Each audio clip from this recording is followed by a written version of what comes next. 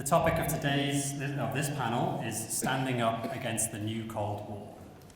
So none of us here can have avoided the enormous shift in rhetoric which we've seen in Britain and across the West in the last 10 years. There's been a significant change in economic, military and soft power posturing from the West towards China, and each of these pillars kind of forms a new Cold War that could become a hot war at any moment.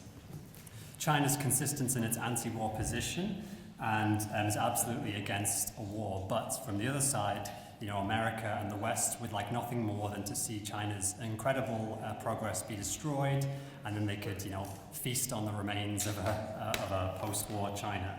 And this position is not the Chinese position. They've risen and progressed in a way that's avoided war, so they want to continue that in peace.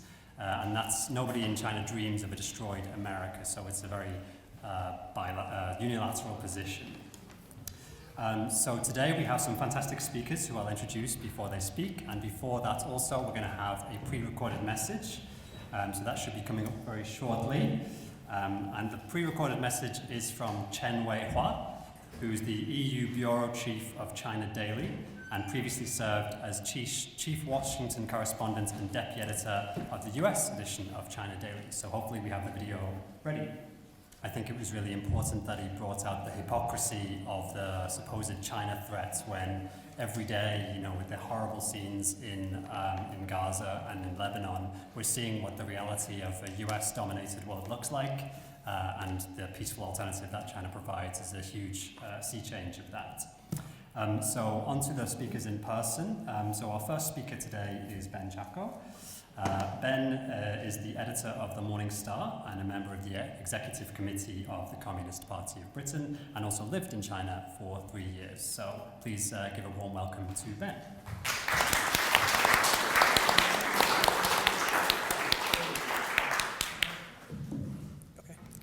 Thanks very much, David, and thank you to Friends of Socialist China, both for asking me to speak here and for working with us on this excellent pullout, which if you haven't had a look at it yet, please do take your Morning Star away today and have a look at that.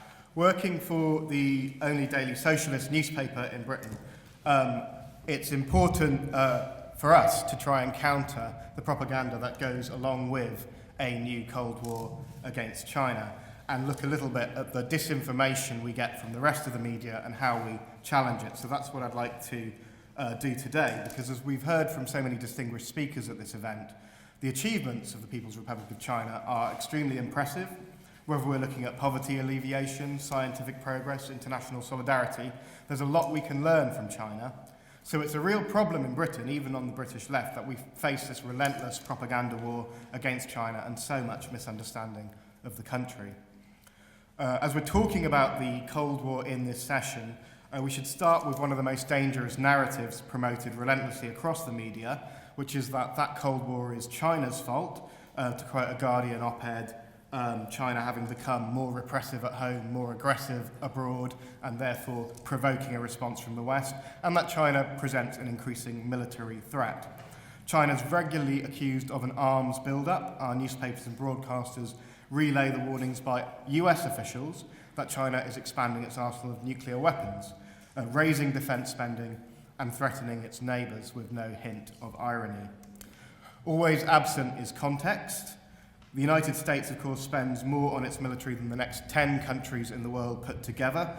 Last year's figures showed it was responsible on its own for 39% of all military spending worldwide, which was 3 times more than China, or 15 times more than China if adjusted for their very different populations. If you throw in the US's allies in NATO, whose structures tie in all of those allies' armed forces in the US chain of command, then NATO makes up 75% of all arms spending worldwide. So it's very clear if there is an arms race, who is driving it. China is raising arms spending, but given it's constantly threatened by the United States, that's hardly surprising. A serving US Air Force General, Mike Minahan, said last year that he expected a war to break out between the United States and China in 2025. China still spends a smaller proportion of its GDP on the military than the NATO average, just 1.7%, far less than Britain, and of course Britain is committed now to raise military spending to reach 3.5% of GDP in the next few years. And China is, of course, a nuclear-armed state, and according to the United States, is seeking to expand its nuclear forces. What they don't mention is that the United States has not only increased but diversified its nuclear arsenal in recent years, deploying smaller tactical so-called nuclear warheads to its submarine fleet under Donald Trump. And of course Britain has announced a 40% increase in the size of its nuclear arsenal. We should remember that the United States has almost 20 times more nuclear warheads than China, and that even more significantly, China is the only permanent member of the UN Security Council with a no first use policy, committing it not to use nuclear weapons unless they are used against it first. And that unlike Britain, France, Russia or the United States, it does not maintain a battle-ready fleet of submarines or aircraft which can fire a nuclear missile immediately. It stores its warheads and launching systems separately to ensure there can be no risk of an accidental launch or one based on misunderstandings in the field, something which the world came dangerously close to on at least 2 occasions during the original Cold War. Reports also regularly in our press describe apparently threatening behaviour of Chinese aircraft and ships towards their US counterparts. Last October, a typical example read that a People's Republic of China J-11 pilot executed an unsafe intercept of a US Air Force B-52 heavy bomber. In May last year, reports said a Chinese J-16 fighter had conducted an unnecessarily aggressive intercept of a US spy plane. The US published reports at the end of last year noting 180 of these interceptions of its warplanes and spy planes by Chinese aircraft. But where is this happening? Run down that list and you find in every episode it takes place in the South China Sea or the Western Pacific, all along the Chinese seaboard, the Pacific Ocean adjacent to China. China is not buzzing US aircraft along US coasts. It is not sending warships to patrol the American or European coasts. We are doing that to China. Of course, when the US shot down a Chinese weather balloon off South Carolina early last year, we had weeks of headlines. China was spying over US territory. It might be doing so elsewhere. There was hysteria in the British Parliament. Questions were asked, what is our government doing to protect us from these balloons? A few months later, the Pentagon quietly admitted that the weather balloon hadn't conducted any surveillance of the US. It had, after all, just been a weather balloon blown off course, which is what China had said from the beginning. But that news didn't make weeks of headlines. It didn't inspire speeches in Parliament or even apologies to the Chinese from the US or British governments. The suggestion China might not be threatening us is never newsworthy. Most stories about alleged Chinese spying on Britain turn out to be similarly thin, and there was an extended case of that in 2022, a media uproar over a Chinese-British lawyer, Christine Lee. Again, weeks of headlines, demands for her deportation, angry speeches in Parliament about how British lives may have been put at risk by Lee's activities. What did it all amount to? Nothing at all. Security services briefed that Lee may have been aspiring to form an all-party parliamentary group sympathetic to China, which would not be illegal. That she had been establishing links with MPs, which is not illegal. In the end, the spooks anonymously briefed the BBC, the laws are unfortunately not in place to deal with Lee. Translated, that means she hadn't done anything illegal. Media hysteria, signifying that anti-China stories don't need to be based on facts or evidence to get top billing in Britain. And this form of misinformation does not just apply to military or security matters. To take a parallel example, if you were to read the Daily Telegraph on the war in Ukraine, you note a curious doublethink at work. According to half of the stories, Russia is about to lose the war, its military is corrupt, demoralised, incompetent, suffering unsustainable casualties. The other half scaremonger about how Britain's military is in no state to fight the Russians. We need to urgently up our spending because we wouldn't last 2 months in a war against Moscow. Both narratives serve a purpose. The first to encourage more support for Ukraine with the idea that Western victory is just around the corner. The second to encourage more military spending and British rearmament. It doesn't apparently matter that they are totally contradictory. The same strange juxtaposition applies to news on the Chinese economy. BBC headlines regularly imply that it is about to crash. Slowing growth rates are bragged about in the West, even when they are still more than double the GDP growth rate of our own country. There are always evidence that the Chinese economy is in deep trouble. Nobody, bar the Morning Star, ever points out that China has actually planned slowing growth rates, or references the stated shift under President Xi Jinping away from using economic growth as the main yardstick of progress, instead seeking to build an ecological civilization in which quality of life, something connected to clean air, clean water and green spaces, is measured by more than the accumulation of goods. At the same time, we constantly hear that a new Chinese imperialism is taking over Africa, that Russia has become a Chinese vassal state, and other nonsense implying that China threatens to rule the world. China is simultaneously said to be economically weak, and such an economic threat that we have to slap punitive tariffs on everything that it exports. At the Morning Star, we try to tell the truth about China, and we have been proud to work in recent years with colleagues at the China Media Group, here and in Beijing, to get more Chinese voices into our pages.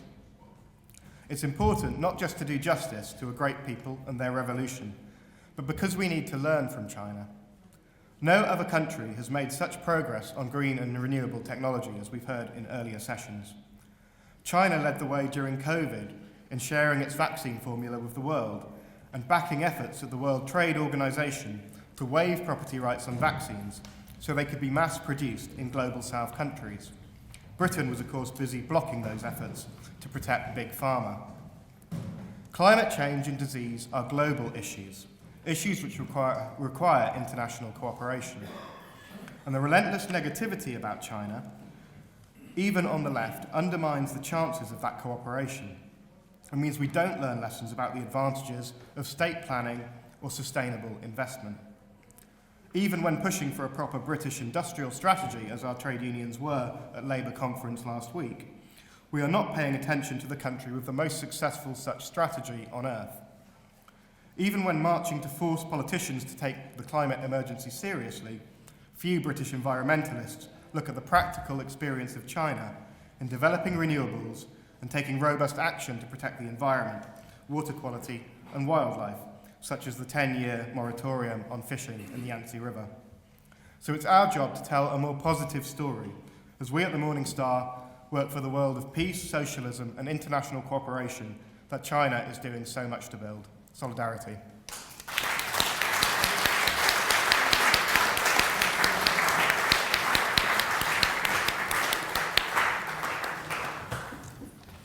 Thanks, Ben.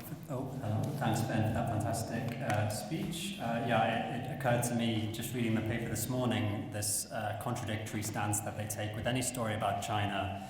China is at the same time the biggest military threat in the world, but also its own submarines just sink at any given moment. These kinds of contradictory stories are reflected everywhere. So our next speaker is Kevan Nelson, who is the International Secretary of the Communist Party of Britain, in addition to being the Assistant General Secretary of Unison, Britain's largest trade union. So please put your hands together for Kevan.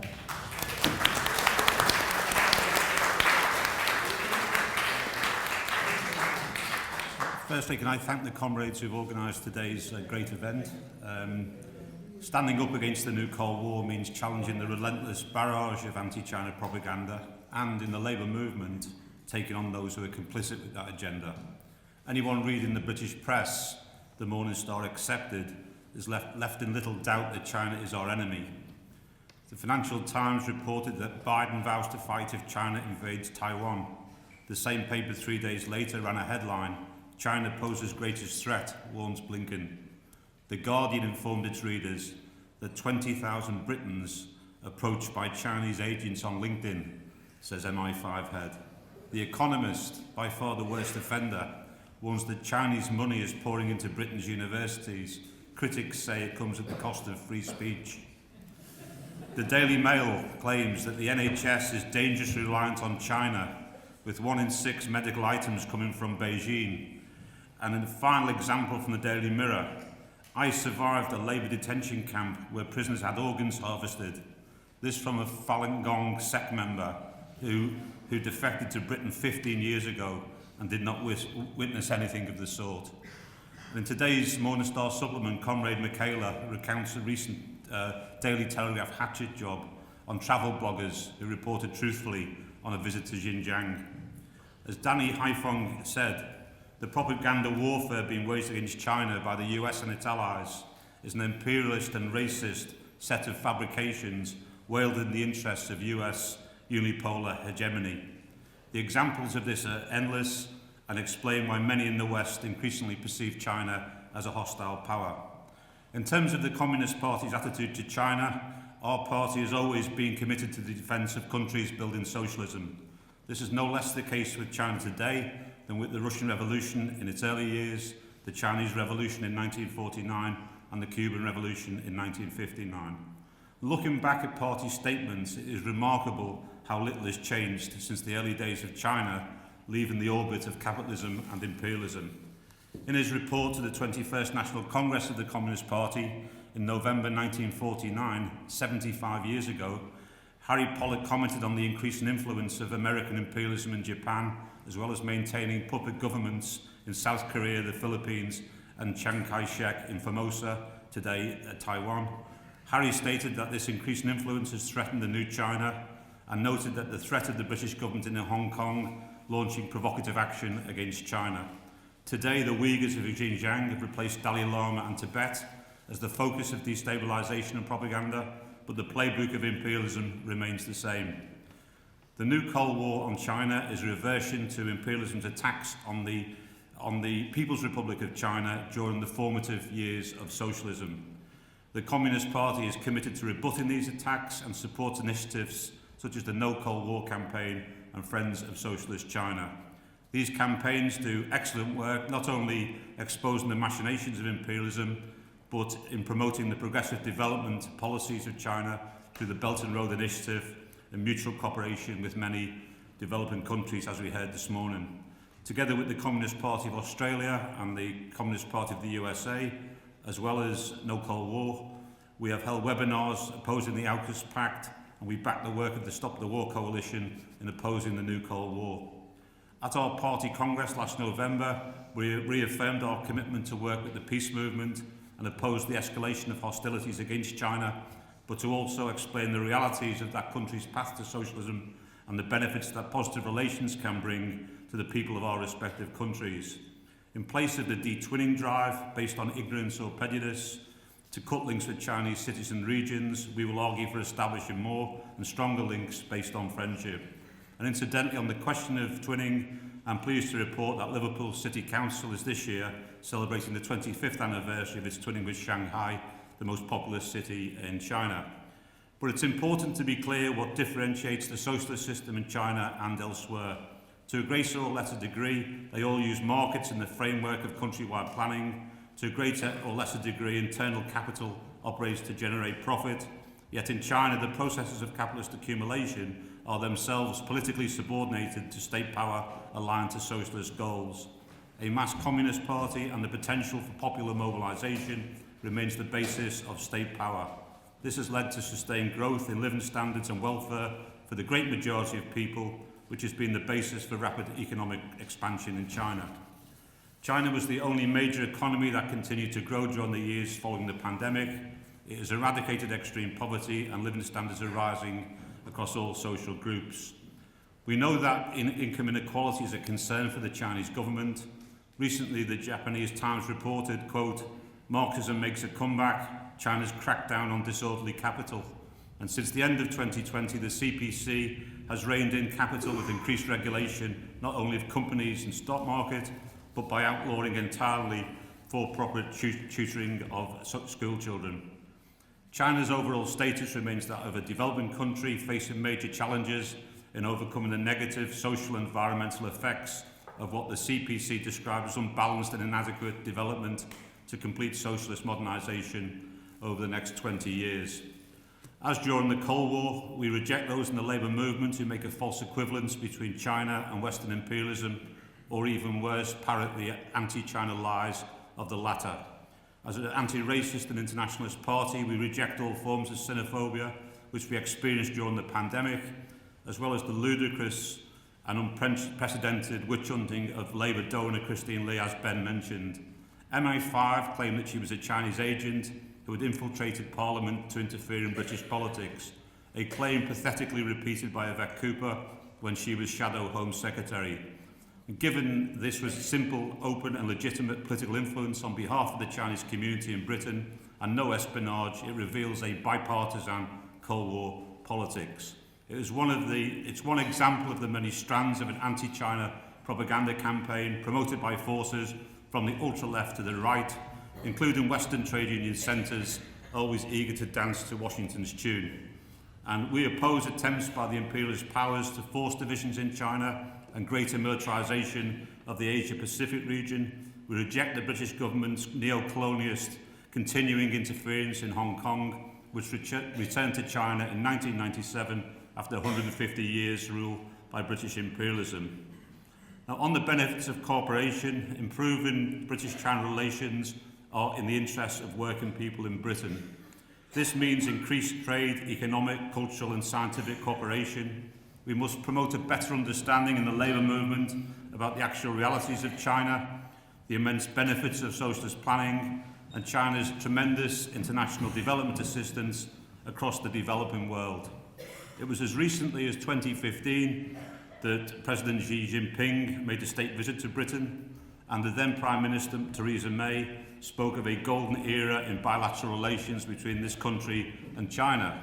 A TUC delegation, a high-level delegation, at the same time came back with a report, The Way of the Dragon, there's much UK could learn from China, extolling the success of China's planned economy. But then in July 2020, Mike Pence stated that the era of cooperation with China is over, and that geopolitical stance by the US has been a key factor in the deterioration of UK relations with China and is repeated across most Western countries. The same TUC is now aligned with the anti-China agenda, echoing the British government's propaganda. And as stated in a House of Commons library briefing on the UK-China relationship, the stakes are high in terms of trade, notably the rising UK export of goods and services to China, worth over 30 billion pre-pandemic. Rise in imports of goods and services, which stood at 49 billion, have grown every year for more than 20 years. There is significant Chinese involvement in major infrastructure projects across numerous sectors: nuclear, airports, railways, utilities, housing construction, and so on. The new Cold War threatens to undermine all of these mutual benefits, particularly tens of thousands of jobs in these sectors, something trade unionists should consider when facing externally orchestrated calls for a boycott of China. Finally, as in the first Cold War, an important antidote to the relentless propaganda being waged against China is to promote friendship and cooperation. And in the Northwest, the Communist Party has worked closely with China's Consul General in Manchester. In 2020, a major cultural and political initiative took place in Salford to mark the bicentenary of Frederick Engels, and the party was invited to contribute alongside the academic, cultural and business partners of China. In 2021, we held a joint event to mark the centenary of the CPC, which was addressed by the Chinese ambassador and our General Secretary Rob Griffiths, as well as a contribution by the actress Maxine Peake, who recited verbatim a speech given by Harry Pollitt on a visit to China in 1956. Incidentally, we retrieved the Pollitt speech from the CPGB archive in Manchester, which included original material from the Hands Off China campaign run by the CPGB and the ILP in the 1920s and 1930s. And then in 2022, the then Consulate General Zheng Zheyun and his team attended an event organised by the Morning Star Readers Group in the Northwest to mark the anniversary of the death of the Chartist Helen Macfarlane, the first translator of the Communist Manifesto into English, at her resting place in the remote village of Baddeley in Cheshire. Chinese media were present and it was a great occasion. Delegations have an important role in witnessing firsthand the situation in China. Our General Secretary was in China twice last year, and several party delegations have visited China this year. Last November, the Northwest District sent the first ever district delegation to China from the British Communist Party. Previously, it's been high-level party or trade union delegations. Post-COVID, it's long overdue that we exchange trade union delegations between Britain and China. We must continue to oppose the Cold War on China by challenging disinformation, by witnessing first-hand and reporting back on the reality of socialist development, as we heard earlier today. The realities of the success of socialism in China over the past 75 years speak for themselves. Life expectancy is rising, extreme poverty has been eradicated, and China has established itself as a leading force for world peace and mutual collaboration between nations. Thank you.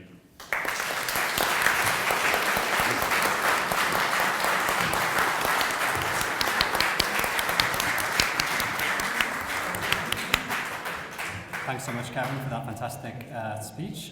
Yeah, it was interesting to mention the Daily Telegraph story that was about the China vloggers, the travel vloggers. It made quite an absurd suggestion that they were doing it because there was more money in pro-China content. What they didn't mention in that story is that America has just signed a $1.6 billion disinformation bill. So yeah, it's a fairly absurd suggestion, but it does underline, you know, the importance of us going into our communities and sharing the reality of China, as Kevan mentioned in his speech. So our next and final speaker on this panel is Dr. Liz Payne. She's the convener of the British Peace Assembly, which is the British affiliate of the World Peace Council, and she's here today in that, representing that body. And she's also a member of the political committee of the Communist Party of Britain and is a former chair of the party. She's also the president of the National Assembly of Women and a member of the Education Committee of Liberation. So please put your hands together for Dr. Liz Payne.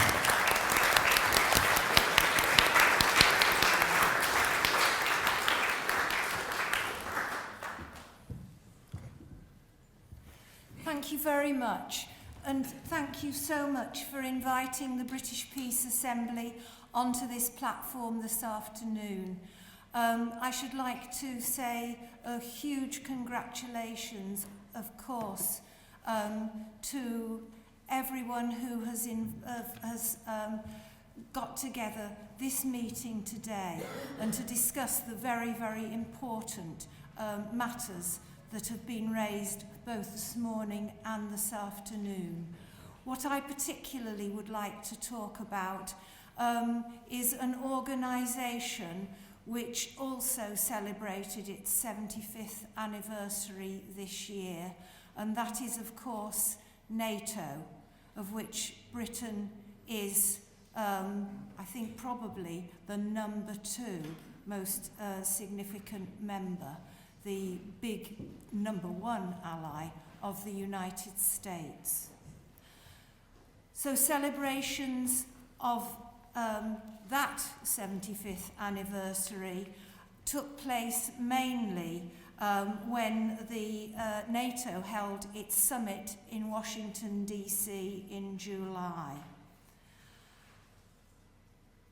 It was the first military treaty binding together the US, key imperialist states in Europe, and their allies on both sides of the Atlantic to pursue what Winston Churchill had referred to in his Fulton, Missouri speech in 1946 as the US-led overall strategic concept.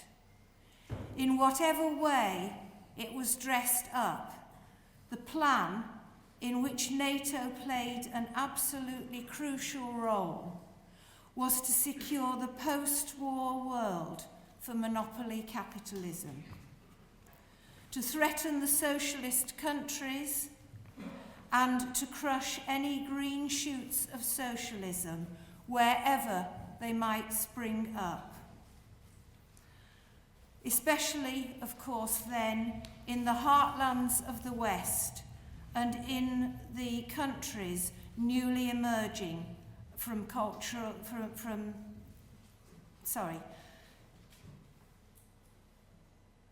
newly emerging from colonial domination.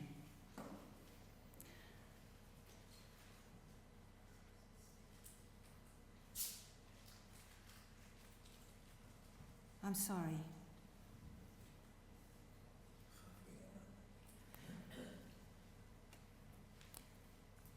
Today, Britain continues to play its role as number 1 ally of the US. its bases, once honed for colonial domination of 25% of the world, are now indispensable to US imperialism's bid to control not only the resources of the Middle East and Africa, but the vast wealth of the Indo-Pacific, and to challenge China. The British Peace Assembly calls for the closure of all 145 British military installations in 42 countries across the world. Aggression is cemented in ever more deadly pacts, the likes of AUKUS, between Australia, Britain, and the US, which are threatening, again, the people of China, the People's Republic of China. That particular pact, a military development of submarines that are nuclear powered. A number of organisations have said to us, surely that is not military in itself, they are nuclear powered. But the point is that they are able to travel the South China Seas, the Western Pacific, undetected at great speeds, and they are part of the aggression against China, the threat against China. 32 countries now have full membership of NATO. The most recent additions, Finland and Sweden, and in 2023 and 2024 respectively. In addition to NATO enlargement of its own full membership club, other countries are drawn into the militaristic web through its so-called Partnership for Peace, its Mediterranean Dialogue, and the Istanbul Cooperation Initiative. To the delight of the military-industrial complexes, members and allies of NATO are investing in the latest military hardware and software. Missiles, drones, fighter aircraft, bombers and naval vessels, guidance systems for weapons of mass destruction, and shields from attack, surveillance apparatus, internal security systems, and the means for dealing with mass dissent. The billions to be had in profit drive the quest for new and better means to kill. And of course, if the military-industrial complexes of the world are going to make huge profits, there have to be enemies. And China is one of those threats and one of those enemies that is being constructed. NATO's website defines the organisation as a community of allies bound together by common values of democracy, individual liberty and the rule of law. This is the stuff of nightmares. There is nothing that NATO has done in its first 75 years or plans to do in future decades that give us any cause to believe that NATO is working to keep people safe. So the British Peace Assembly calls for Britain to come out of NATO, for NATO itself to be disbanded, and for the implementation of a truly international foreign policy of peaceful coexistence. The World Peace Council and all its affiliates, of which the British Peace Assembly is one, must place NATO under the spotlight on its 75th birthday, so that people everywhere know and understand why it says yes to peace and no to NATO. And I want to talk very briefly about Britain and its part with those allies in recent months and just in recent times that show just how deeply Britain's government, Britain's military, is involved in NATO and NATO's Cold War, NATO's threat to China. The RAF took part in major exercises in the Indo-Pacific region, in Australia and Hawaii this summer. Joint activity with French Air and Space Force took place on the flyout to those countries.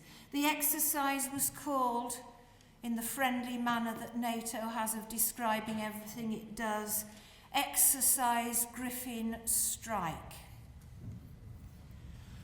Stops were made in the Middle East and Singapore on the way to Darwin. And in Darwin, they all took part in, again, another friendly name, Exercise Pitch Black. 20 nations, a 3-week exercise in Darwin.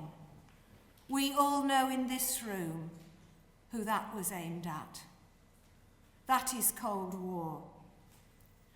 Britain also took part in the US-led Rim of the Pacific annual exercise, an interoperability exercise with the US Navy. It is the world's largest international maritime exercise, and 28 nations took part. Air, maritime patrol squadrons, fighter aircraft, 40 surface ships, and 3 submarines. Some of the countries that took part were the US, India, Australia, New Zealand, Korea, Japan, and Canada. And it all took place in the Western Pacific this summer. In 2021, HMS Queen Elizabeth, the largest and most powerful vessel ever constructed for the Royal Navy, led what was known as Carrier Strike Group 21. It was otherwise known as Exercise Strike Warrior. It was conducted directly as a threat to China. Its target was the South China Sea. And it took place going through the Eastern Atlantic, the Mediterranean, Suez, the Indian Ocean, Singapore, to the South China Sea, to South Korea and Japan. The most important military contribution the UK makes to NATO is that of its maritime forces, said Admiral Lord West in a letter to the Financial Times on the 30th of July this year. In 2025, that exercise from 2021 is to be repeated all over again. Focus the South China Sea. This is so provocative, and we've had the newspaper reports full in recent weeks because China released one unprimed missile from China into the open ocean. And these exercises are taking place under China's nose as a threat to China. Now, we owe it to the world to challenge our own government in this. And when we must be thinking about what we can do, we must be obviously opposing Britain's membership of NATO, Britain's membership of any of these exercises which are there directly to threaten China. We must be campaigning against NATO itself. We must be campaigning for a truly internationalist British foreign policy.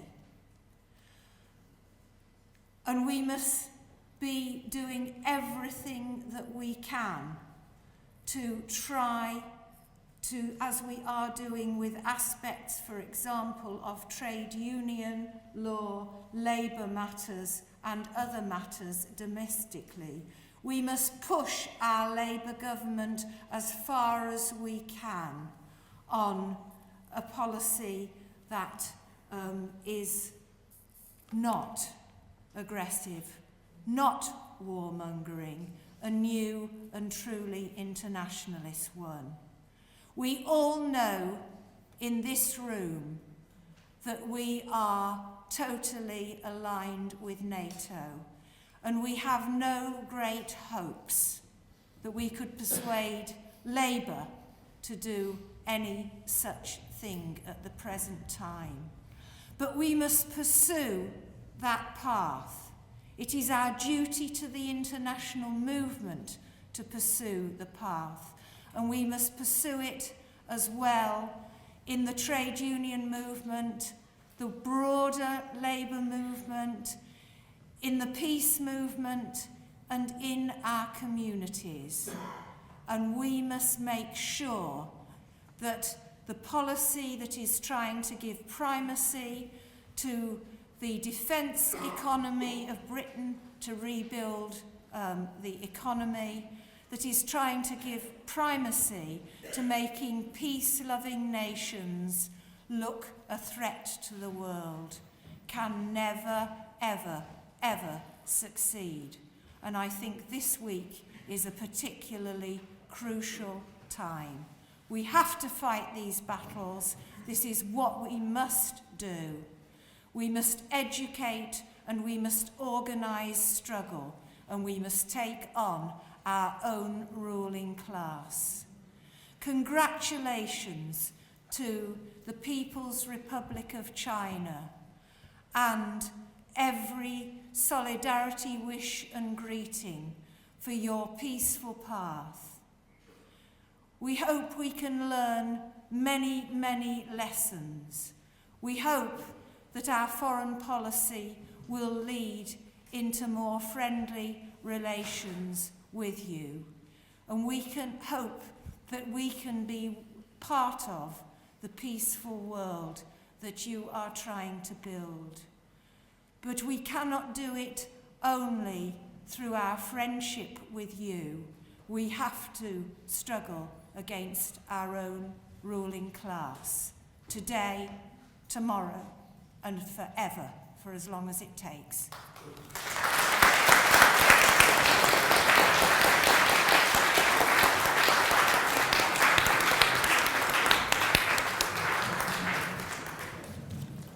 Thanks so much, Liz, for that important anti-war message. So thanks to all the speakers. I thought they all, together brought out some interesting and important themes, one of which was the disproportionate nature that the threats China faces. As mentioned, it's us in the West who are constantly buzzing the China's coast, and it's not the other way around, so we should bring that out. Another one was the racist tropes that the anti-China war disinformation relies on, and we've seen that on our own streets with anti-Asian racist attacks, and so it's so important that we challenge this wherever we see it. Finally, the importance of us all going into our own communities and raising the reality of China and, connecting with people in whichever way is important for them. So please, could you put your hands together for all of the speakers?